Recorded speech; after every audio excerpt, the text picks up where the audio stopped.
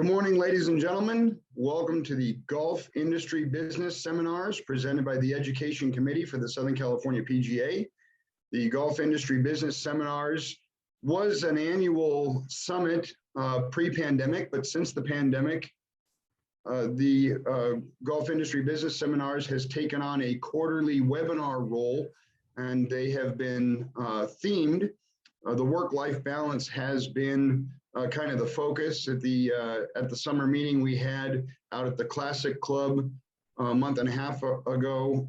The underlying theme of work-life balance has kind of taken hold, and there's a lot of wonderful things to pick up from that in terms of incorporating into your own career and your own path and your own business. Want to welcome Ed Winecki, PGA Business and Career Consultant, and Junko Harkins, PGA Player Engagement Consultant from the section.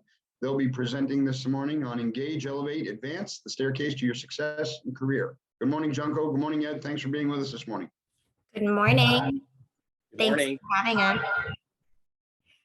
So we'll get started here, and just first and foremost, we wanted to take the time to obviously thank the SCPGA and of course John Kulo for having us on this call this morning. We really appreciate it, and we hope that everyone can definitely get something out of this. And of course, our main goal, and apologies if the dog starts barking here a little bit, but our main goal this morning is to really just make sure that you're all aware, no matter what your position is at your golf course or in the industry, that Ed and I are both here to support you as far as the PGA of America, and we have a lot of different resources that we can do that with. So whether you're a PGA professional or just a professional in the industry, please feel free to reach out to us, as we're happy to help you through your career and support you that best works for you. So I'll let Ed introduce himself in a little bit, and then we'll continue to move forward. Fantastic. Thank you, Junko. Thanks, John, and thanks, Junko. And I echo Junko's comments about thanking the SCPGA for this opportunity this morning. It's good to be here with everyone, and we're very excited to help you. And please utilize some of the tools that we're going to present to you today, and know that after this is over and for many years to come, you can reach out to myself or Junko or the Career Services Department or the section office to help you with all of your needs in your career. And whether you're a golf professional or not, we're here to help you. So thanks, John. Thanks, Junko.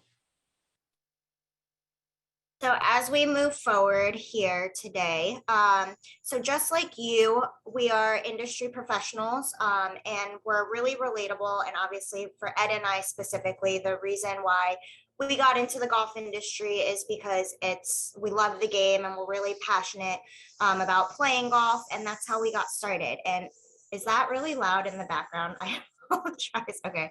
No, not at all. It's not. There's gardeners, and I was going to say that was no.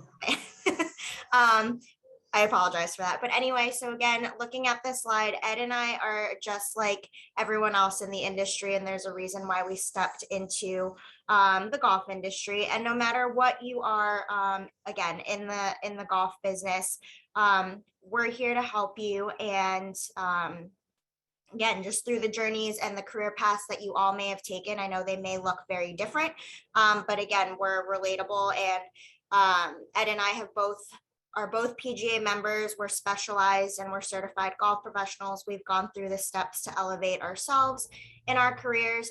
We've worked at golf courses. So again, for those of you on the call who, whether you're a GM, a director of golf, a head golf professional, maybe someone in the food and beverage department. Again, we've worked on that side at a golf course too. So we're here to help you, and we're definitely relatable. Ed, any comments? Yeah, I'll echo what Junko said. And again, having the diverse background that we both have, being on both sides of the golf industry, on the green grass side and the non-green grass side, and working in executive management positions as well too. So yes, we're here to help you. And like Junko said, it doesn't matter if you're not at a golf course, but if you're in the golf industry in some form or fashion, I guarantee you'll get something that'll be beneficial for you today. So thank you. So like I mentioned before, Ed and I are here to support you as far as from the PGA of America standpoint, and we're here to support you as a team. So again, please utilize the both of us. And no matter what your journey looks like, everyone's staircases to your career paths can look really different. But we want to make sure you succeed and that you're all prepared for whatever could be next in your next step in your career. So we've narrowed our support system down into 3 different categories, which is engage, elevate, and advance. We'll start out with our engage slide first, and I'll go over this quickly, but a lot of you, especially PGA professionals or associates who may be on the call, may ask, what can the PGA do for me, or what has the PGA done for me? And again, no matter what your title or role is in this industry, all of the PGA programs that are listed on this slide as far as the logos can benefit all of you and have a direct impact on each of you. PGA gives a lot of different resources for all of you to be successful golf professionals, again, no matter what your path looks like. And you may not do all of these things at your golf courses, and that's okay. But there's something that'll probably fit every single one of your facilities in this area as far as player engagement. But the key word on this slide that I personally like is opportunities. Again, I mentioned this before, whether you're a director of golf, a head golf professional, assistant professional, GM, someone in the food and beverage department, events coordinator, all of this has some sort of impact on you. So again, there's definitely opportunities for you and your facilities through all of this. And most importantly, all of these programs actually engage with all of your consumers. Again, so that's just a big, another keyword for opportunities, of course, when you can have direct relations with your consumers or your members or whoever comes to your facilities. Ed, do you have any examples of how engaging some of these programs can be as far as career placement and things like that? I do. Thanks, Junko. Yeah, most of these on here are not already participating in them, or someone at your club is not participating in them. It's not only great for the game, it's great revenue for the professional staff. It's also great revenue for the club. And most of those programs you see on the board bring people to the facility that maybe haven't been there before and get exposed to golf in many different ways. So it hits your bottom line and can benefit your golf course or your club or your resort financially. So I would take advantage of these types of things. And if you're someone on the call who's not in golf, I would mention this to someone at your facility who is running your golf operations. If you're not already engaged in these programs, and to take advantage of it. So thank you. The next slide is a video. It's some testimonials from fellow golf professionals around the country, and that talks about one of these programs that's having an impact on them as professionals, but also for their facilities. So let's play the video.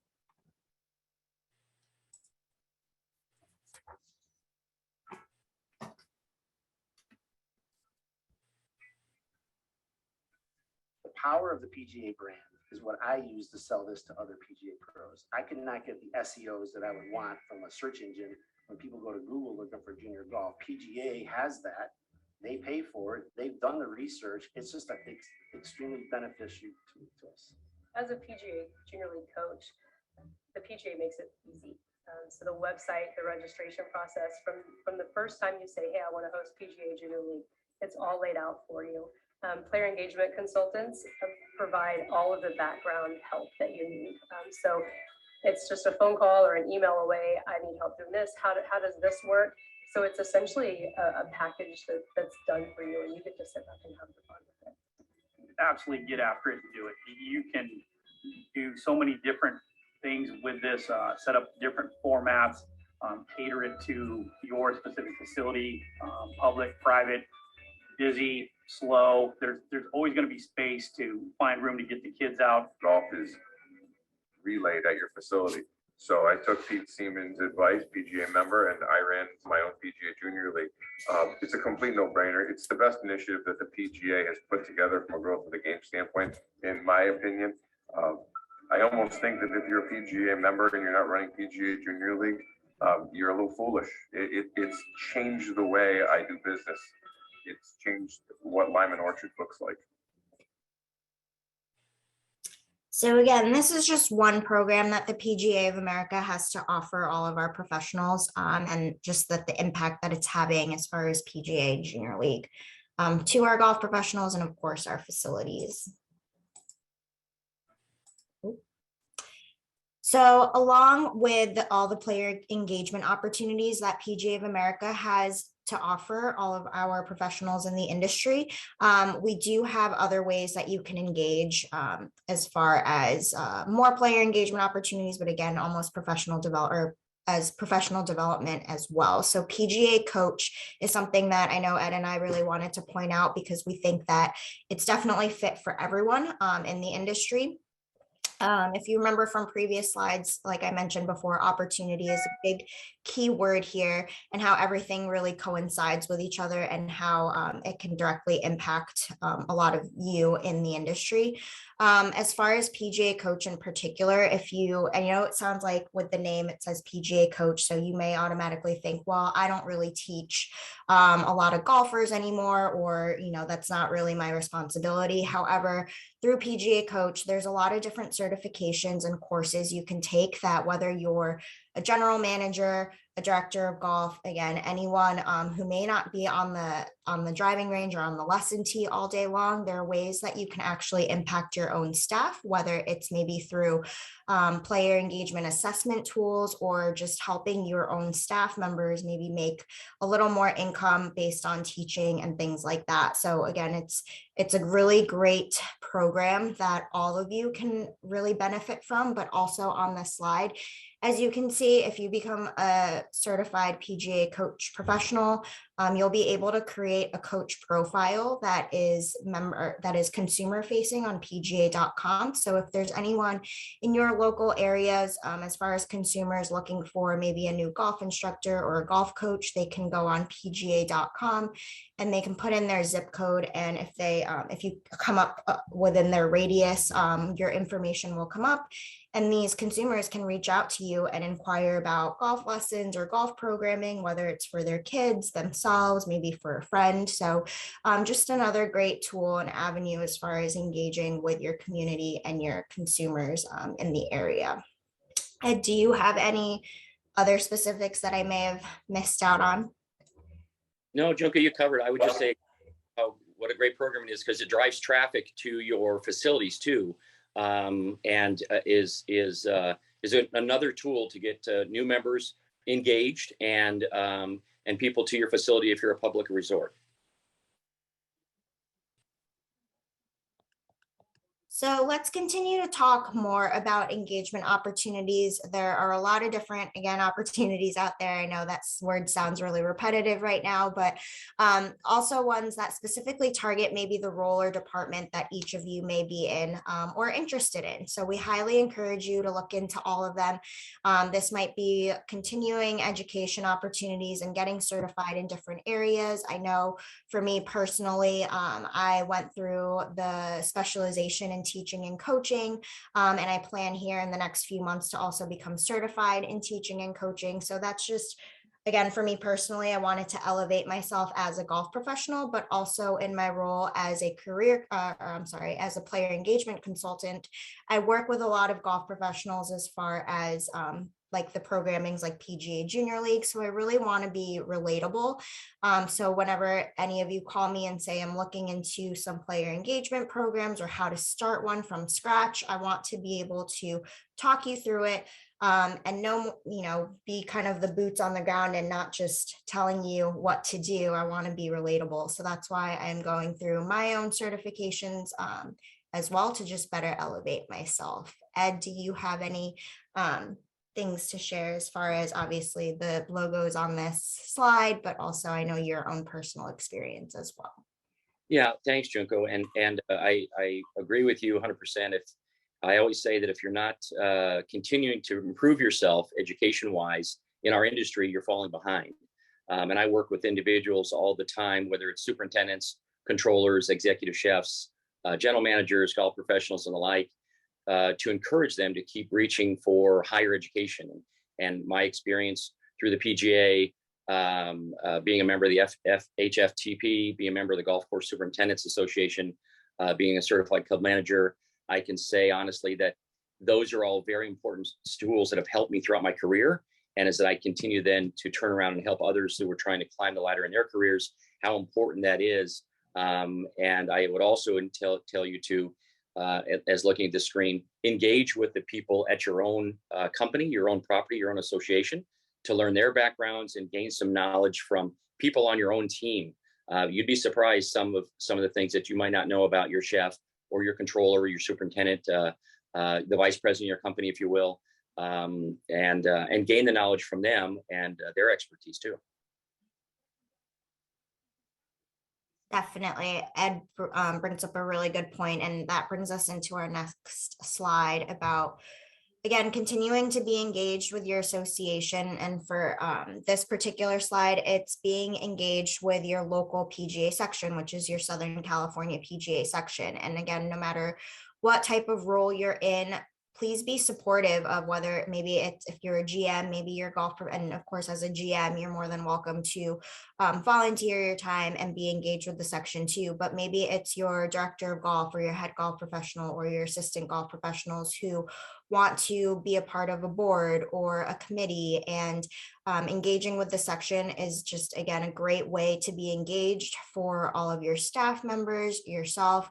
You know, the SCPGA has over 1,300 members and over 500 facilities and 5 different chapters that each of you can get involved in. And it's a great networking tool. So at the very least, if maybe you feel like you're too good to do any player engagement programming or professional development, which I hope none of you feel that way, but at the very least, getting involved with your local section is definitely a great way to network, but also just to keep yourself sharp. And as Ed mentioned, you know, you can learn a lot from different people, from different facilities. And this is definitely the one way to get yourself out there and really be part of the conversations, especially within the industry. And the best way to do it is with your local section, right? Because they're going to know the most about whether it's your geographic areas or like the demographics and things like that. So everyone that you'll meet within the section is definitely, again, relatable.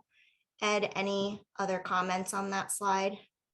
I'll make it short and quick, Junko, which is hard for me to do, but network, and encourage people on your team and your colleagues to go to these types of events, to go to meetings.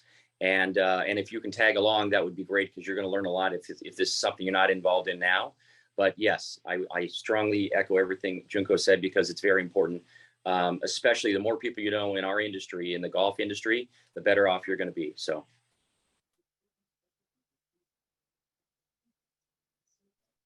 So last but not least, as far as our engage opportunity or engage resource here between Ed and I, we really want you to engage with us and how important that is. Having the relationship with your career consultant, as far as Ed, and then myself as your player engagement consultant.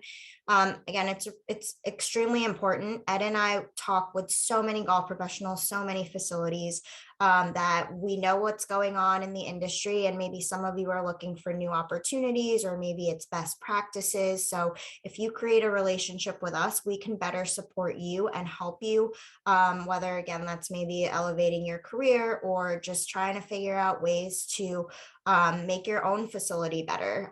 Again, whether it's through player engagement, or Ed can help you with career advancement at your own club, even if you're not looking to move. So it's really important. One thing that I definitely like to say about this slide is, if we don't know you, we don't know what you're doing and or what you're capable of doing. And again, we're part of so many different conversations. I know Ed gets this all the time, but I know for myself, I'll get it a few times a year as well, where someone calls and says, hey, we're looking for an assistant golf professional. Do you know of anyone who might be looking, and things like that. So if we have a relationship with you and we know what might interest you and things like that, we can definitely better help and support you.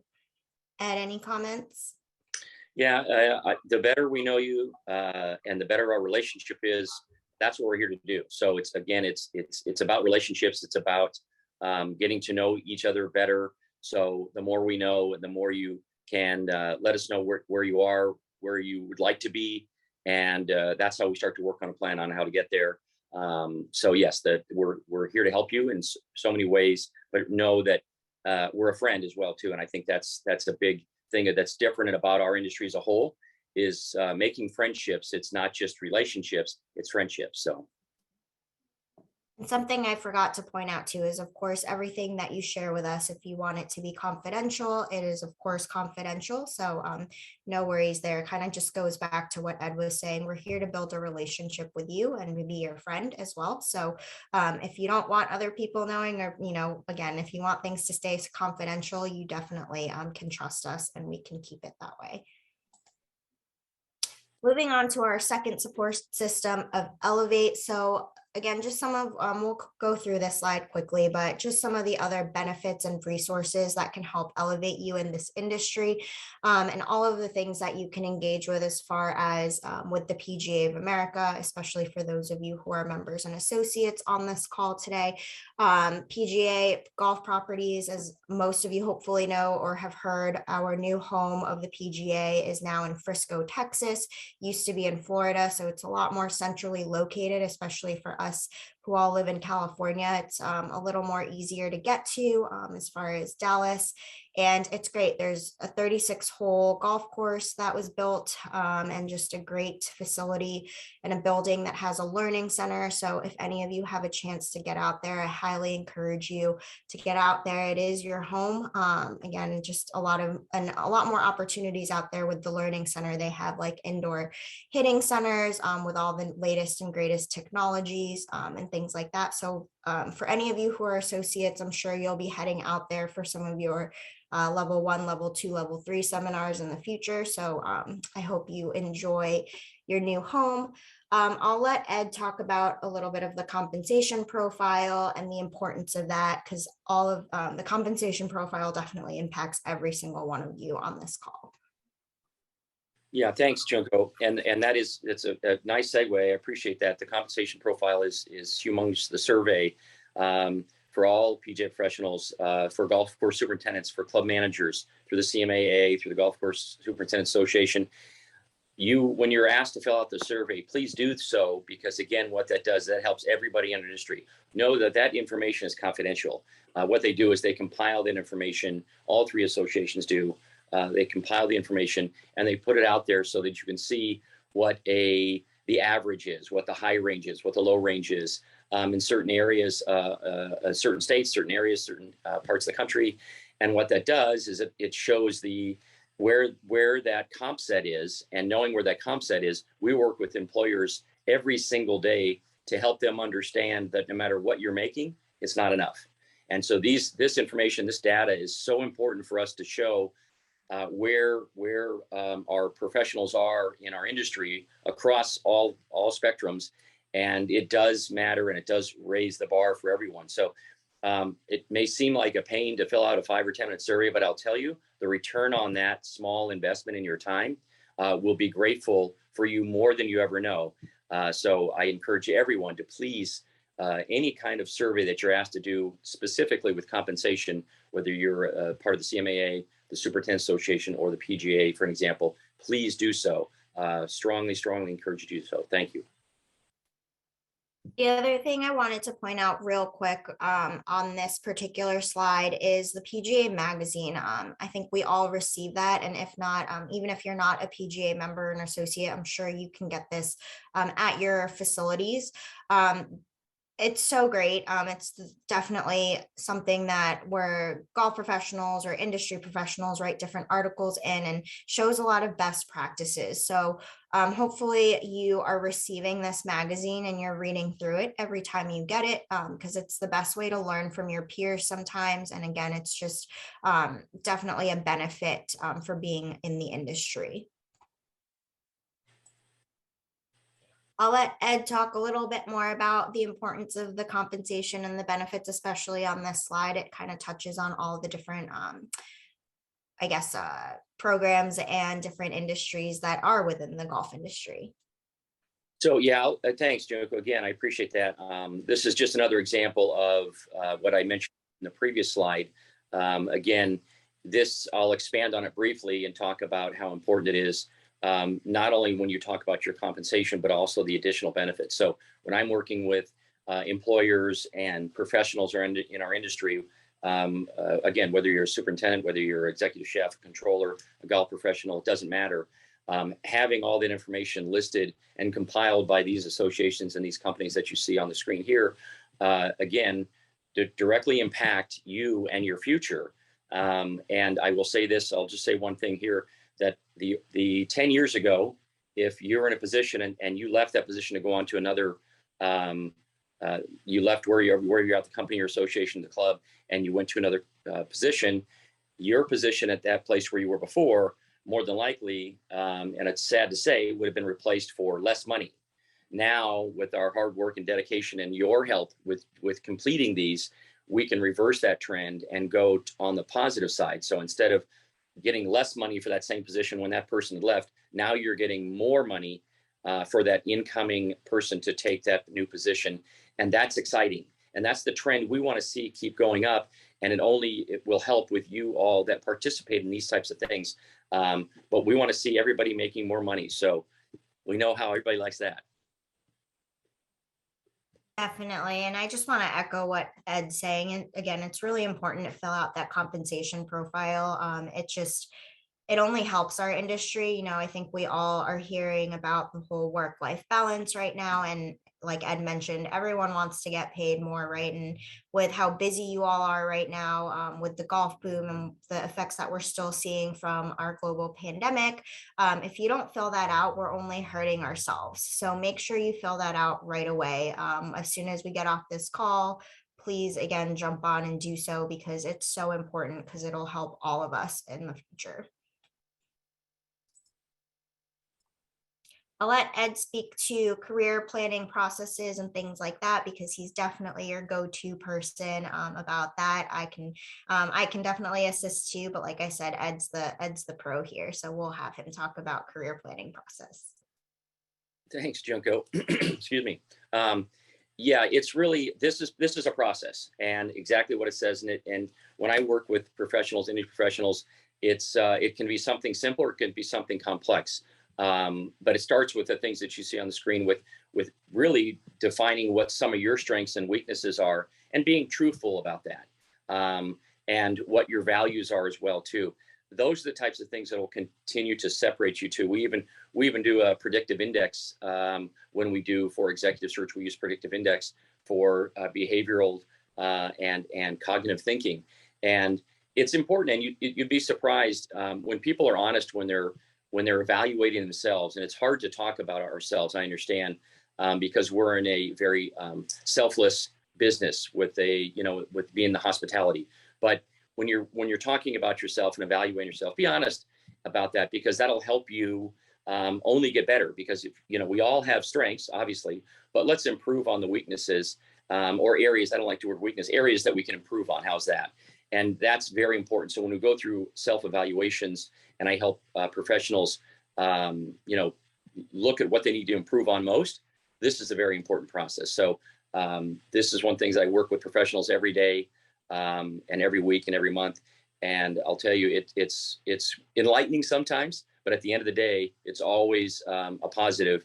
And that professional or that superintendent or that general manager is always going in the right direction afterwards, because they were enlightened to see how this process can really help their career.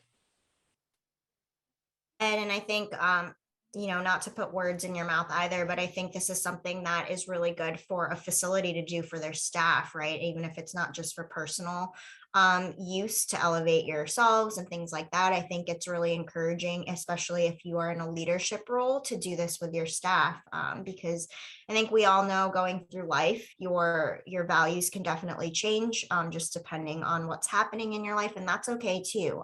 So as long as you're continually, I think, taking a step back and assessing what your personal values and your assessments are, it's a good thing, and that's okay. Again, if it's changing, that's totally okay. But one thing that Ed can definitely help you here and your team is to make sure that you're on the right path if your values are changing, so you can be successful and continue to get the best out of your work-life balance.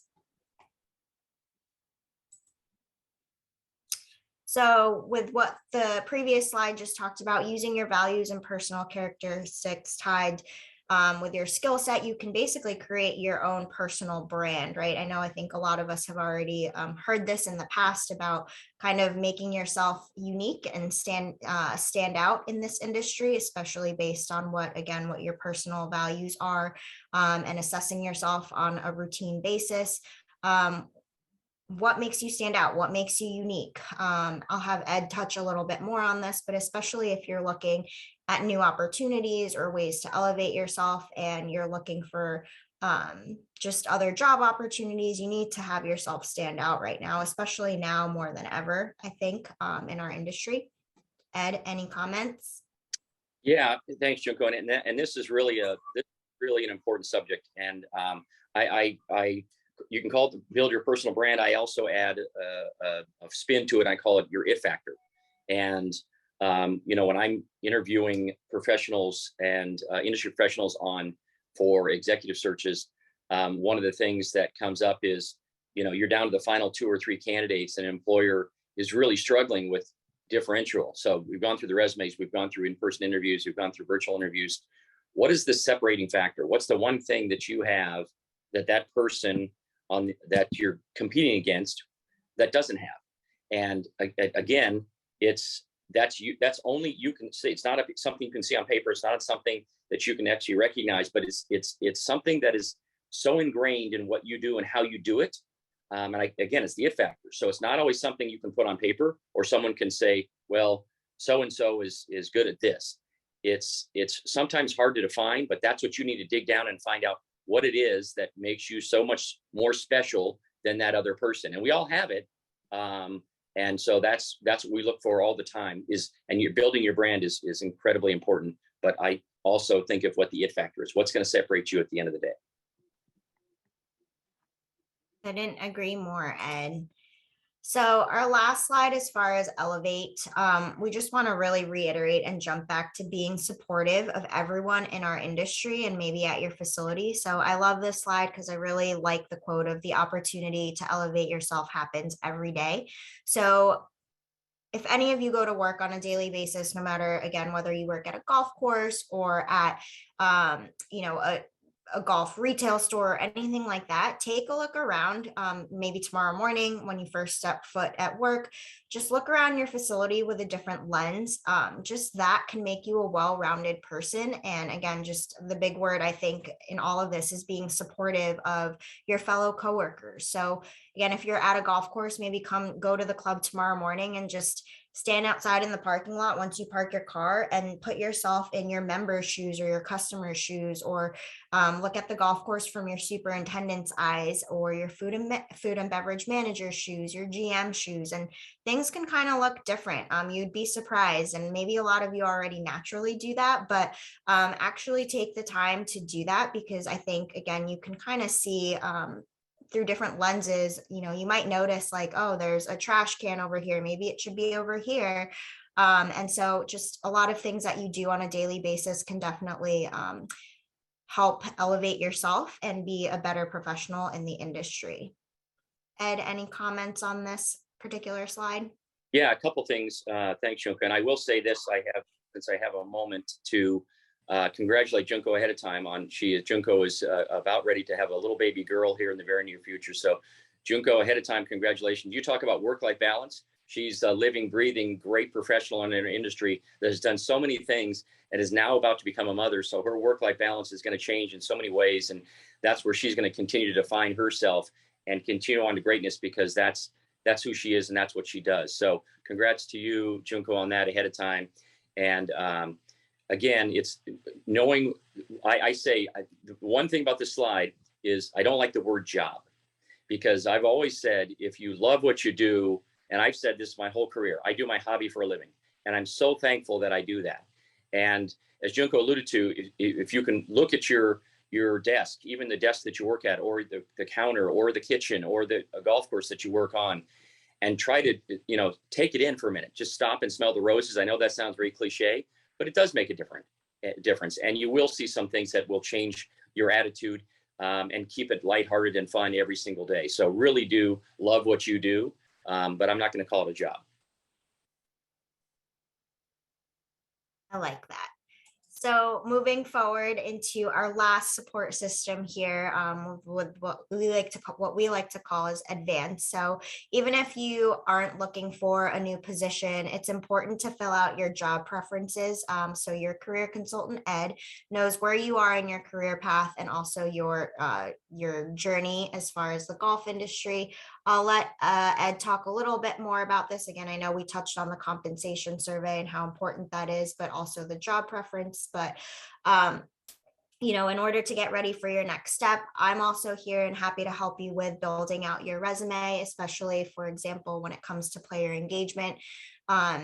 Programming, right? It's important to value track whether you're an assistant golf professional or a head golf professional, knowing how much your staff has brought in, for example, through PGA Junior League and the impacts that it had for food and beverage and things like that is really important. So I'm here to help you with a portfolio to list out all of your successes. So whether that's helping you elevate at your own facility or maybe finding a new job opportunity at another facility, all of these things are definitely important to list out. Yeah, I won't go to compensation because we talked about that, but did I mention compensation already, the survey? If I didn't, I'm saying it again, just FYI. That's why it's in red. So the job preferences, again, it's important because, you know, no matter where you are, and you'll get asked this in an interview, you know, where do you see yourself in 5 years? Where do you see yourself in 10 years? You know, again, good people who continue to move up in their careers know what their job preferences are and know where they see themselves. Again, that changes, I understand, but at least knowing where you're headed, and that could not only mean career-wise, that could be geographically where you want to live in the future, and how your life will change. So it's important that we have all the information so that we can help you get to where you're going. It's not just how much money you want to make, obviously, which is very important. We're going to continue to raise that bar, but your career track on where do you see yourself.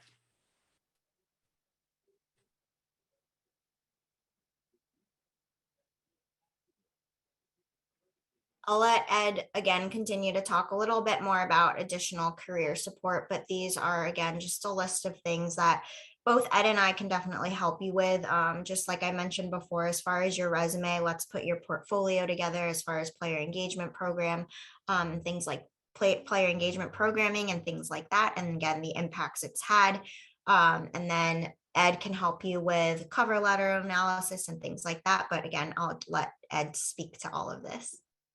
Thanks, Junko. Yes, it's what you see right in front of you is very important. And I say this every single day to so many professionals in our industry, across industries, is the resume is the most important thing. It's more important now than it ever has been before. And I'll tell you why, because the competition is getting so much harder that the resume is something that can change your life. So if you're not taking the time and effort to put in your best foot forward and the most complete resume that you've ever done, you know, forget writing a paper to graduate from college, forget writing your thesis, whatever, to get your master's degree. This is more important than all of those, because this will dictate where you'll be 5 years and 10 years and 15 and 20 years from now. So I see so many resumes that are just not complete and not detailed enough because they didn't take the time. Well, it's just a resume. If you have that mindset that it's just a resume, don't even apply for the job, because what you've done is you failed to prepare. And I know that sounds also cliche, but I'm telling you, the resume and the cover letter and the references and you're preparing for an interview, that is so important. But you can't get the interview unless your resume is such a standout that you get that opportunity. So again, call me, email me. We can talk in depth about this, because I can talk about this for 6 hours, and that's not what this calls for. But thanks, Junko, because this is a huge part of the next step in your career that you cannot take for granted.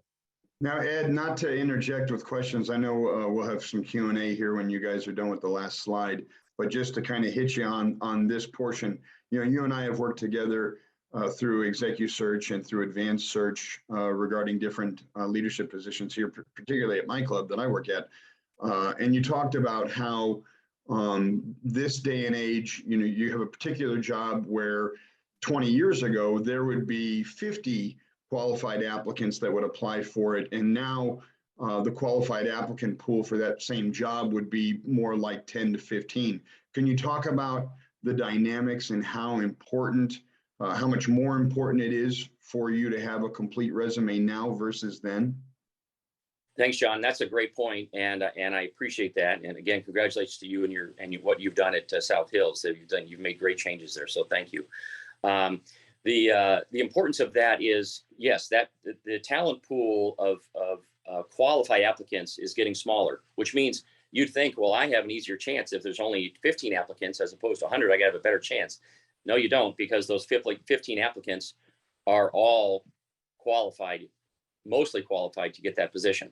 So you've really got to be a standout on top of it now. And that's why I said getting an interview is so much harder. So getting to the table, getting an interview right now is harder than it's ever been before.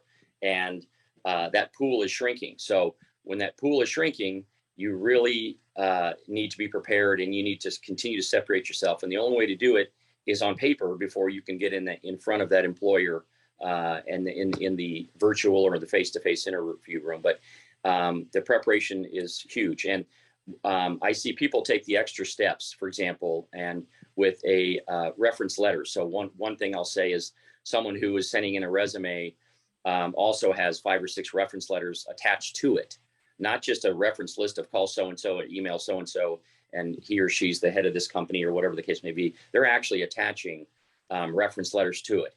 And kudos to them, because now they've taken one more step to solidify what probably will change their life by going the extra yard there. So, John, I hope that answered your question there. It does, certainly. It kind of ties in the element of the advanced portion of the presentation and talking about the quality of the complete resume, and it ties it back to engagement, because that reference letter, and from my own experience here at the club, the reference letter in terms of the search committee and the board of directors, so often at country clubs, and it happens also with PGA members, but certainly with board members and people that are involved with leadership at the executive level within a country club, they get stuck within that bubble of that country club, and they kind of, by nature of the club itself, are out of touch with what's going on in the industry and in the region. And what I've seen is the importance of that reference letter that gets attached almost holds more weight than the resume itself, because everybody's resume, there's so many different formats with resumes, but that reference letter, especially if it's a name that particular board member or that particular PGA director of golf or head pro or general manager knows, it adds so much more weight to that resume and that happens only through the engagement and the networking of that particular candidate and who he knows. It's an opportunity to name drop on paper. Right, and that lead in is so huge, because you're right. I can see a name. I can see this is the president of this company, this president of the club, or the GM at a high end country club, across the country. But if that person took the time to write a letter and sign it and talk about that individual, wow, does that speak volumes? And especially if it's someone who they know. And that is also what I say is, if you know someone in our industry that is a big player in a sense, that carries a lot of weight. I won't say the name, but I will say that in a recent search, a person had a personal reference from a Hall of Fame quarterback. I won't say what the quarterback is or what team that person played for, but to have, and he's probably in the top 6 quarterbacks of all time in the NFL, to have a personal letter written from that quarterback on behalf of that person. Wow. So that's, to your point, John, that's exactly a huge difference maker. It guarantees you an interview. I can tell you that. You still have to get the job, but getting in that door, reference letters and that, hello, all the way. Indeed. Sorry to interject. Go ahead. No, that's okay. And just to add to that point too, right? Like, it's important to continuously update your resume, even if you're not looking for a new opportunity, because there might be, later on today, someone might say, hey, I want you to submit your resume for this open position at your club to, again, advance or elevate yourself. And if you don't have your resume ready because they want it by tomorrow morning, right? And now you're scrambling.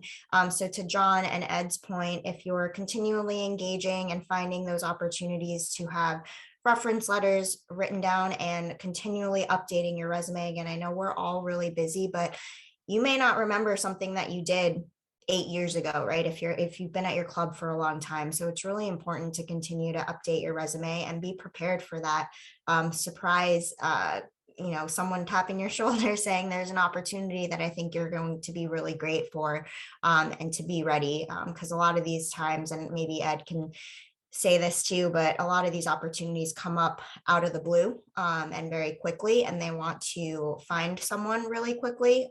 So there's not a lot of time to waste. So it's important to continually keep your resume up to date. And like John mentioned, to stay engaged, to find those opportunities for reference letters and things like that.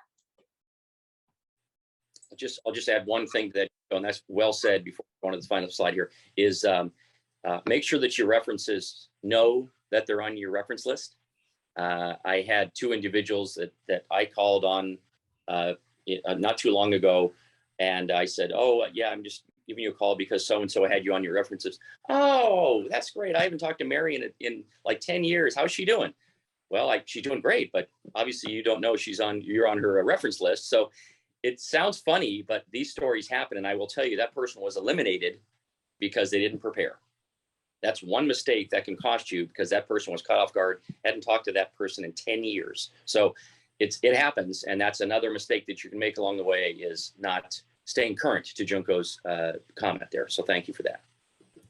Yep. So this one of our last slides here with our advanced category, I know this is really important for Ed and myself. I know we talked about it not too long ago too. We both keep our thank you cards and things that we physically get in the mail, just because we think it's great, and it doesn't happen very often. I know through the years I have like I know Ed's trying to show a letter, but I have quite a few like shoe boxes of handwritten cards. Even if they're just like happy birthday cards, I just personally keep them, because I think it's just a really nice touch for someone to write something handwritten. So don't forget that when it comes to your career path and the importance of that. A lot of people, I know we live in such a digital world, so email thank yous are great, but that little personalized touch can go a really long way. So maybe you went to go have lunch at a club with a fellow food and beverage manager, things like that, and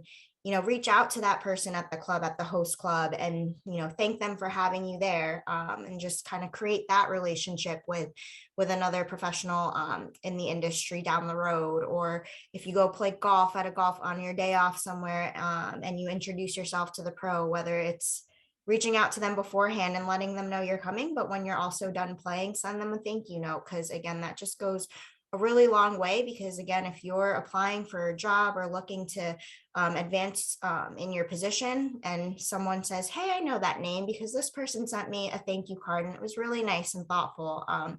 Again, just that can go a long way, even if you don't really know that individual really well. So I think it's just impactful to do that. And maybe you are interviewing for a position, send a thank you note after your interview. I think that goes a long way as well. Ed, did I miss anything on this particular slide? Absolutely not. I was going to add to it, but I have nothing to add. That was actually spot on everything you said, Junko. Perfect. So our last slide here, I know we went over a lot of information today, but we just really want to build a relationship with each and every single one of you. Again, it's really important for us to get to know you, and we want to know how we can help you. And we want to really help you take the first step in engaging and then elevating and advancing in your career. So, but again, the first step is to engage with both Ed and I, and there's so many opportunities in the industry right now, whether it's through jobs or engaging with your consumers in your local community. So let's take the first step together today and see what your staircase can look like.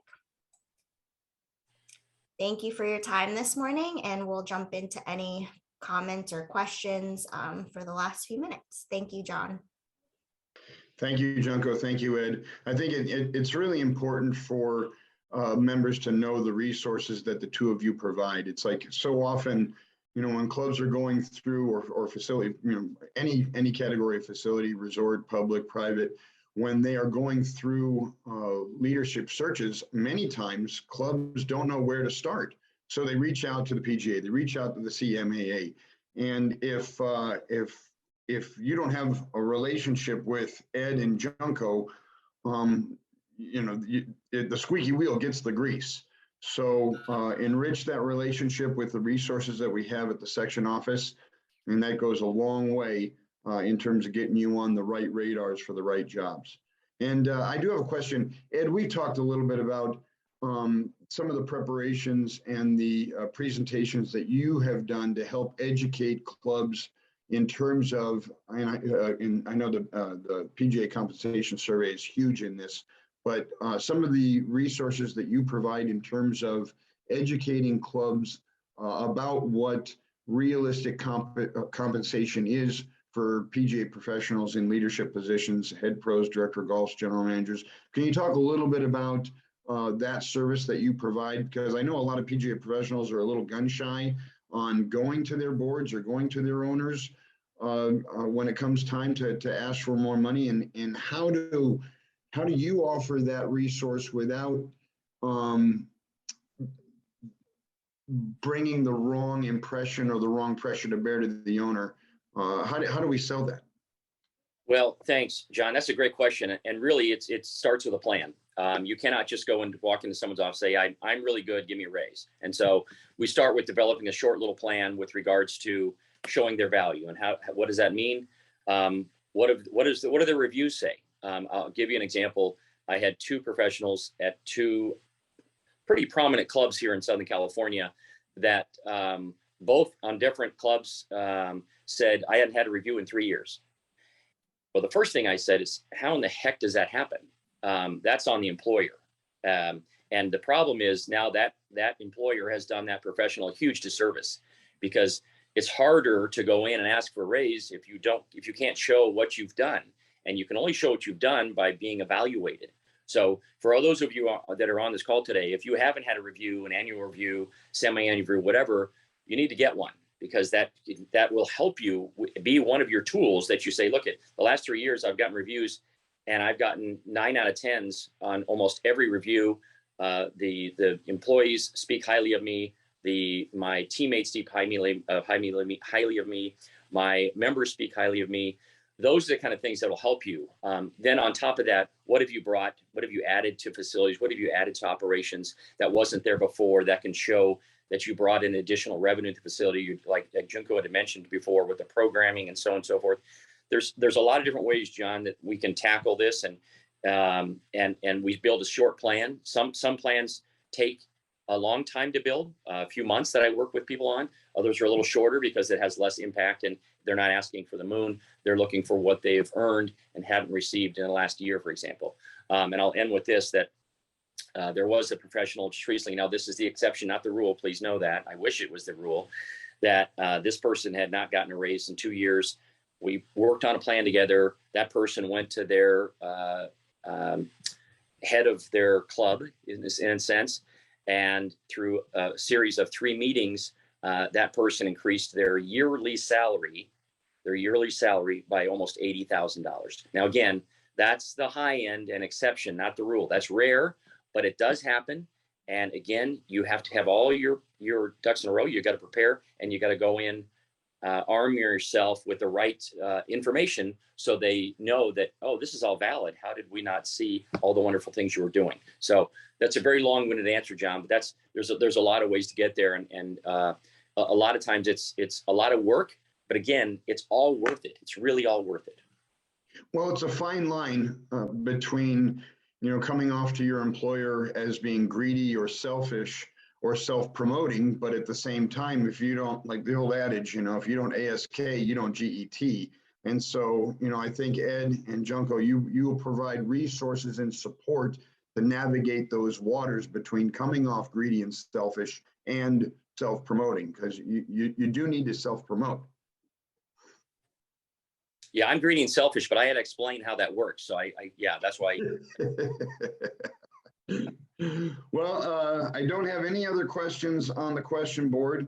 Last call for questions. It is a couple minutes to 9 o'clock. On behalf of the Education Committee for the Southern California PGA, we'd like to extend our deepest gratitude to Ed and Junko for carving out some time this morning to present on the GIBS. For all the PGA members that are on this morning's webinar, you will receive 1 MSR credit for attending. And again, the biggest thing out of this whole thing is make sure you reach out to Ed, you reach out to Junko, and you use that resource that we are paying for. It's part of our association. And again, if you don't ASK, you don't GET. Junko, Ed, thank you very much, everybody, for being here with us. Oh, just a thank you there from James. Thank you, everybody. Take care, everybody. Have a great day. Thank you. Thank you.